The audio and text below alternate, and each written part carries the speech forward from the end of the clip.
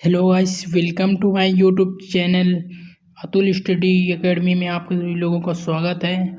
आज हम डिस्कस करने वाले हैं प्लांट टिश्यू के कुछ इम्पोर्टेंट एमसीक्यू जो प्रीवियस ईयर में आए हुए हैं। सभी प्रीवियस ईयर में आए हुए हैं, उन्हीं क्वेश्चन को टॉप 20 एमसीक्यूज सॉल्व करने वाले हैं। तो आइए हम स्टार्ट करते हैं। देखिए, फर्स्ट क्वेश्चन कौन सा है? पौधों में लचीलापन किस ऊतक के कारण होता है? पौधों में फ्लेक्सिबिलिटी जो है वो किस ऊतक के कारण होती है? कोलेनकाइम ऊतक के कारण होती है। कोलेनकाइम ये कहाँ पाया जाता है? देखिए, कोलेनकाइम ये जो पौधों में होते हैं, जो पौधे लचीले होते हैं, जो झुक जाते हैं, वो किस कारण झुकते हैं? तो वो आंसर होगा कोलेनकाइमा। इस किसके कारण होता है? पेक्टिन के जमाव के कारण होता है। पेक्टिन के जमाव के कारण। दूसरा क्वेश्चन देखते हैं। नारियल का छिलका किस प्रकार के ऊतक का बना होता है? तो नारियल का जो छिलका होता है वो स्क्लेरेन्काइमा का बना होता है। देखिए नारियल है, नारियल का जो छिलका है ये किस ऊतक का बनता है? ये एग्जाम में बहुत आता है। किस ऊतक का बना? स्क्लेरेन्काइमा ऊतक से बना होता है। ये भी क्वेश्चन एग्जाम में पूछा गया है। और नेक्स्ट क्वेश्चन कौन सा है? तने और जड़ों की मोटाई किस विभाज्य ऊतक के कारण बढ़ती है? तने व जड़ों की मोटाई किस विभाज्य ऊतक के कारण बढ़ती है? तो पार्श्वीय विभाज्य ऊतक के कारण बढ़ती है। देखिए, जो होता है ये अंदर की जो लकड़ी होती है वो किसके कारण? फ्लोई, इसमें जाइलम होता है, जल से बढ़ती है। और बाहर का जो होता है वो फ्लोएम से बढ़ती है जी। इसमें देखिए, पार्श्वीय विभाज्य ऊतक में नई कोशिकाएं बनती हैं और जड़ की मोटाई बढ़ती है। जाइलम में अंदर की लकड़ी बनती है और फ्लोएम बाहर की ओर की छाल बनती है। हमारा सही आंसर कौन सा? ऑप्शन नंबर बी हो गया। बी सही है।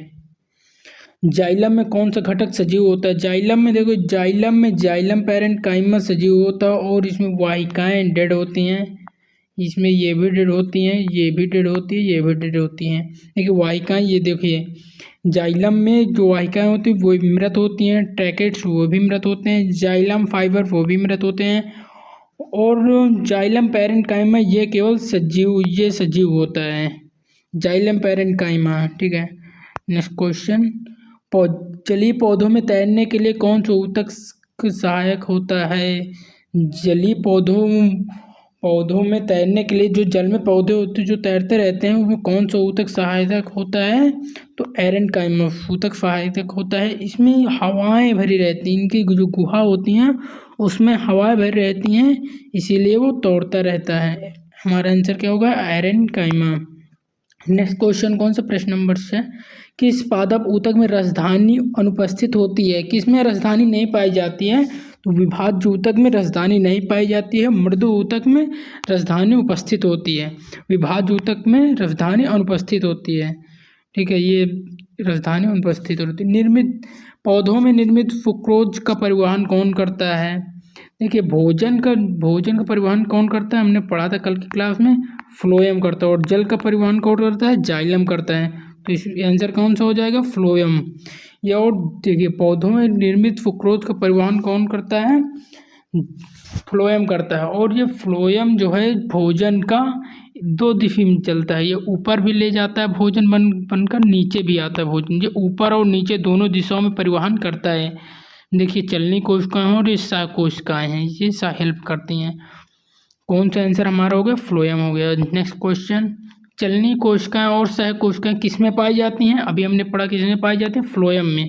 ये कौन सी होती है? चलनी कोशिकाएं और ये सह कोशिकाएं होती हैं। देखिए, इसको पढ़ते हैं।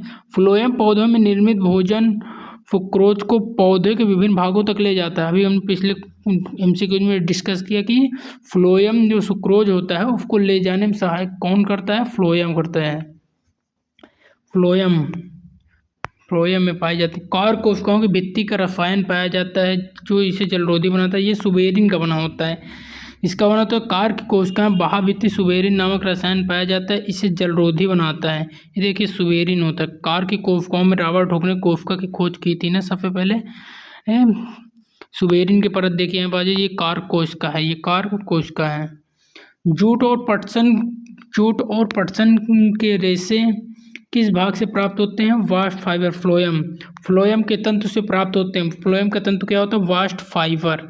देखिए एपिडर्मिस देखो बाहरी भीतरी छाल, देखो बाहरी जो होती छाल के उसके भीतरी छाल में पाए जाते हैं।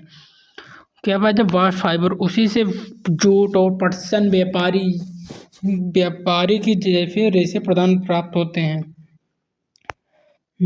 परिपक्वता पर किस जीवित संवहन की कोशिका केंद्रक नष्ट हो जाता है? चलनी कोशिकाओं को। जब कोई पादप परिपक्व हो जाता है तो उसकी चलनी नलिका जो है नष्ट हो जाती हैं, वो चालन नहीं, वो मृत हो जाता है। फिर पौधों में प्रकाश संश्लेषण करने वाले पैरेन्काइमा को क्या कहते हैं? क्लोरेन्काइमा।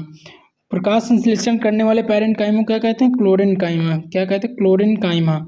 देखिए यह पैरेन्काइमा का एक ऊतक प्रकार है जिसे क्लोरोप्लास्ट प्रचुर मात्रा में होते हैं। यह प्रकाश संश्लेषण करने में सहायता करता है।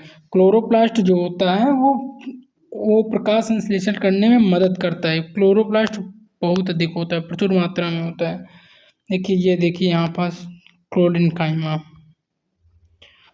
विशेषता है क्लोरोप्लास्ट की अधिकता होती है, ये हरित वर्णक प्रदान करता है। इसमें मुख्यतः पत्तियों में पाया जाता है। ये पत्तियों में प्रकाश संश्लेषण का मुख्य कार्य यही करता है।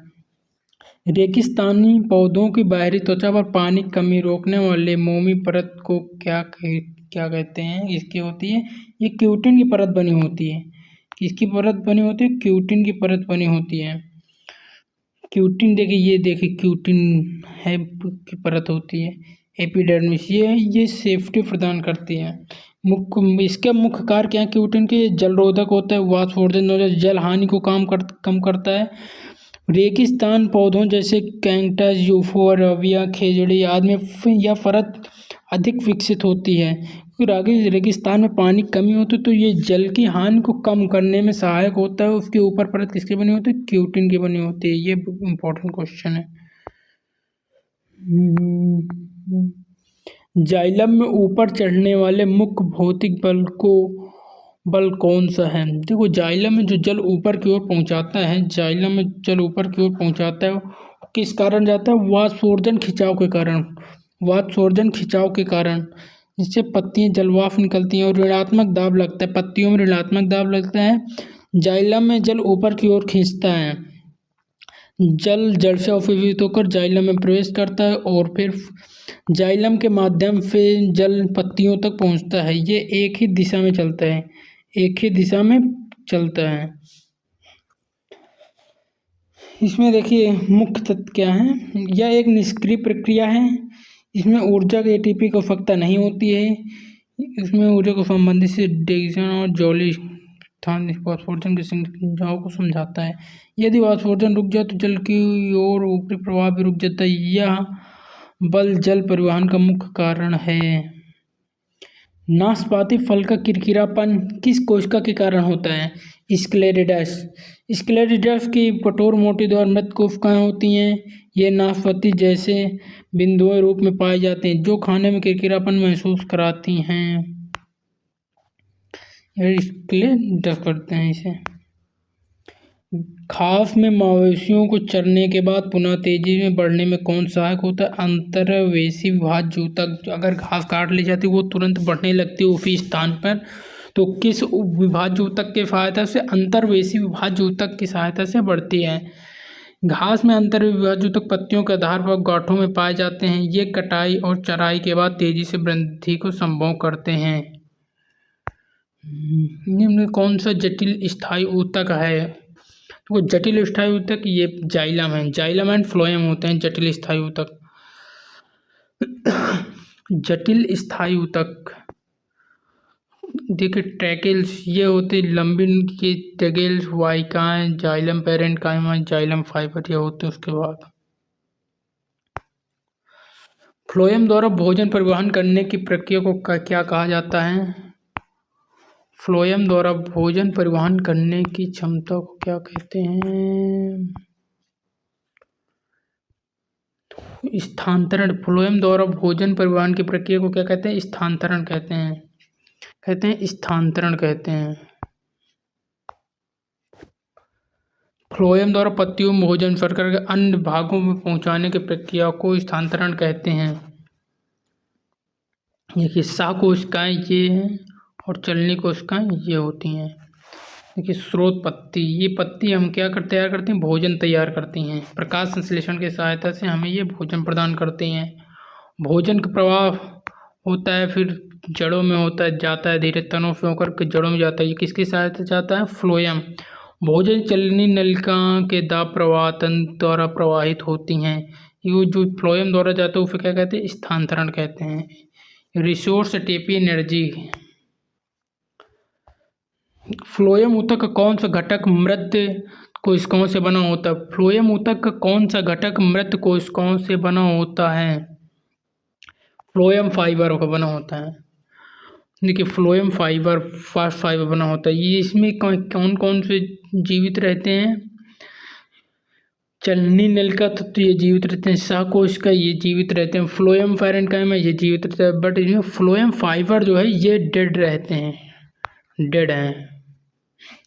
फ्लोएम फाइबर बास्ट फाइबर जिसे कहते हैं, जिसे मृत कोशिकाएं होती हैं। इसमें फ्लोएम फाइबर के बारे में थोड़ा जानते हैं, क्या है ये।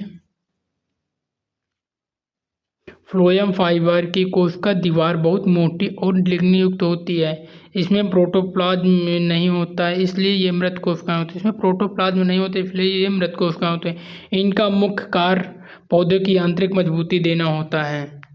इनका मुख्य कार्य क्या होता है, पौधों की यांत्रिक मजबूती देना होता है।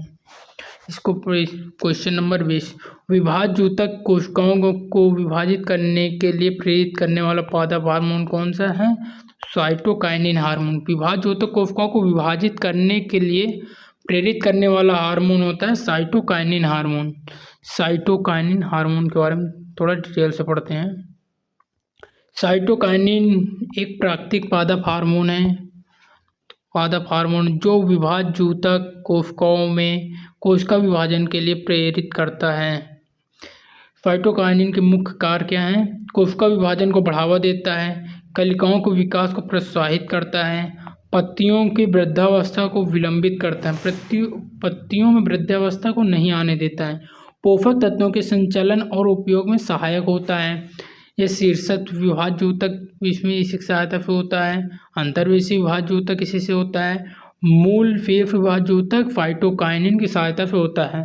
और फाइटोकाइनिन के स्रोत कौन से हैं, ये नारियल के दूध में पाया जाता है, मक्का के दाने, सोयाबीन आदि सहायतक स्रोत हैं। इसके संश्लेषण के स्थल जड़ की शीर्ष कोशिकाएं या जाइलम द्वारा ऊपर की ओर परिवहित होता है, जल की सहायता से ऊपर की ओर जाता है। यह साइटोकाइनिन कोशिका को प्रेरित करने वाला हार्मोन है। विस्तार, साइटोकाइनिन विभाज्य ऊतक कोशिकाओं को सक्रिय करने वाला, उनमें से माइटोसिस द्वारा विभाजन को बढ़ावा देता है। ऊतकों को नलिका निर्माण पुनर्जनन में इसकी महत्वपूर्ण भूमिका होती है। साइटोकाइनिन जो साइटो और काइनिन से बना होता है, कोशिका के विभाजन से बढ़ाने वाला हार्मोन होता है।